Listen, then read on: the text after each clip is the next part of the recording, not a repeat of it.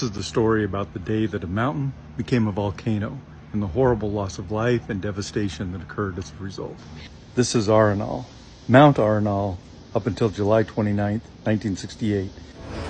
And after that, Volcano Arenal. Now in 1968, there had been no study of volcanism inside of Costa Rica. Nobody had looked at which were mountains and which were volcanoes. And there were mountains all over the place. So there was no reason for people to think that they were building their homes and their farms and their towns on top of a volcano. What people didn't understand is that Arenal was a volcano that had erupted for the first time 7,500 years ago, and then almost continuously up until just a few hundred years ago, climbing in elevation to 140 meters or about 460 feet tall. And then it went dormant and it got covered with vegetation and everybody forgot. And then on July 29, 1968, a young boy named Jose Rafael Soto got up to do his daily chore, take lunch to his brothers who were working across the Tabacon River.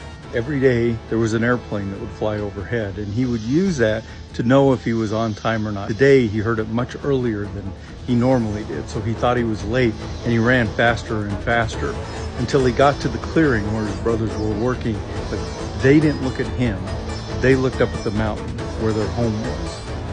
What he had heard was not an airplane. It was the rumble of the volcano, and then the eruption.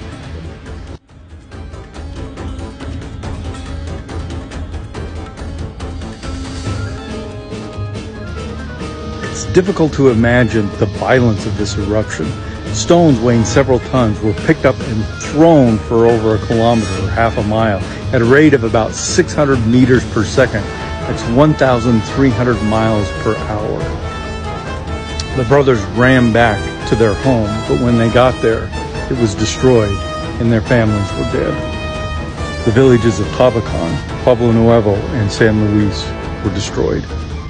That day, 87 people died.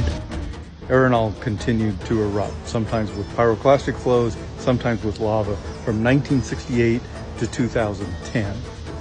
The moral of this cautionary tale is it's not the things we know that should scare us the most, but the things we don't.